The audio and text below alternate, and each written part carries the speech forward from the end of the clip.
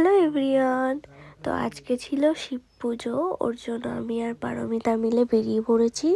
যদিও শিব পুজো ছিল 2 দিন, আজ আর আগের দিন ছিল, তো আমরা আজকেই করেছি। আর এই যে আমি, আর আমাকে কেমন লাগছে অবশ্যই তোমরা কমেন্টে জানাবে। তো আমরা খালি পায়ে আমরা দুজন মিলে বেরিয়ে পড়েছি। আর আমার সাজির সব কিছু পারমিতাই আমাকে সাজিয়ে দিয়েছে। যাই হোক, কথা বলতে বলতে আমরা মন্দিরে চলে আসি। আর এই মন্দিরটা ছিল আমাদেরই পাড়ার আদ্যা মন্দির। আর দেখো গাইস, ভেতরে কত সুন্দর সুন্দর ফুল ফুটেছে। তারপর আমরা ভেতরে ঢুকে মহাদেবকে আমি জল ঢালতে শুরু করে দিই। আর এই উপোসটা আমি শুধু আজকে বলে নয়, কয়েক বছর ধরে করে আসছি।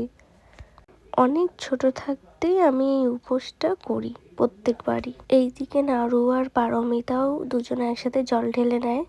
তারপর আমরা বাইরে বেরিয়ে ধূপকাঠি ধরিয়ে নিই, সেটা নাড়ুই করে, আর এদিকে পারমিতা দাঁড়িয়ে রয়েছে। তারপর আমরা ধূপকাঠি ধরিয়ে মহাদেবকে দেখিয়ে দিই সুন্দর করে।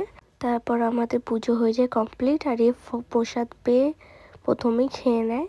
তো যাই হোক, আমার ব্লগটা ছিল আজকে এইটুখানি। তো টাটা সবাইকে।